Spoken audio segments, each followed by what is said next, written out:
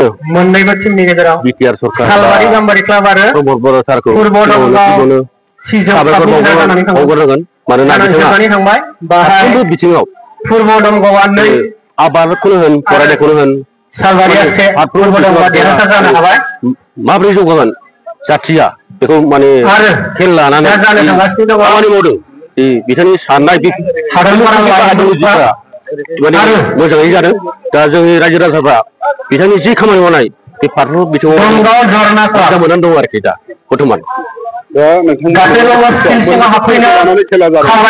आंनि बर्थमान देग्लाय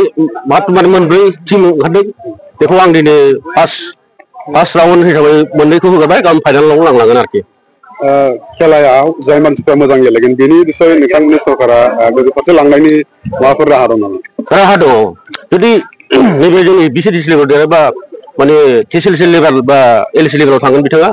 माने सेलेक्ट जालांबा स्टेट प्लेयार बा सेन्ट्रेल प्लेयार जानांगोन आरोखि आरोबाव प्राइस दङ माने बिसिडिसि लेभेलाव बा रानार्सआ जाहैबाय 5,000 उइनारा 7,000 आरो बेस्ट प्लेयार 2,000 बेजों लोगोसे उइथ काप आरोखि नाथाय जों माखासे बेलायाव जों जाखांफुनाय लाइमोनफोरखौ खेला फारसे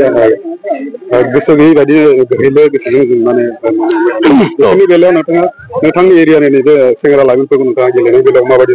आवगायजानो लुबैदों बेखौ बुंनांगोन जोङो माने सिगांनि सरकार जि बिथांमोना हाग्रामा सरकारनि दिनाव 17 बोसोर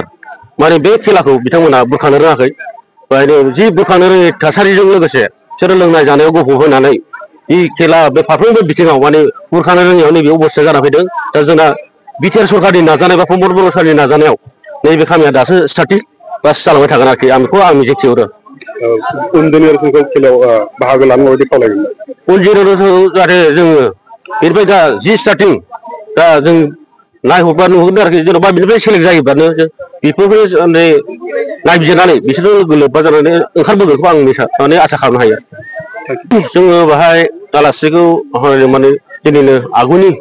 एमसिएलए सार मावथि ब्रह्म हाज'वारि एक्ट्रेन दानि टिसिएलसि चेयारमेन सारखौ जों हांख्रायदों बेजों लोगोसे आरो सोरखौबा मोनबावोबा जों हांख्रायनो माबा खालामदों आरोखि थांखि लादों माबायदि जागोन गाबोननि खेलाया मा आसा खालामदों ओरैनोथ' नायनायाव एसे गोगोमैनो थांखि लादों नायनोसै गाबोन सोरां मा जायो हाजासे नाजानोसै खेलाया बड' होनो थाखाय साफ्रोमबो माने मोनफ्रोमबो गामिनिफ्राय जों गावबुराजों लोगोसे माबाफोरखौ एसे खावलायनोसै इउथफोरखौ खावलायनोसै लोगोसे जाहाथे बिसोरबो एनाउन्स खालामनानै जाहाथे फैनानै जाक जमक जाहाथे खेलाया स्ट्रङै मोजाङै मोजां खुंफुंजायो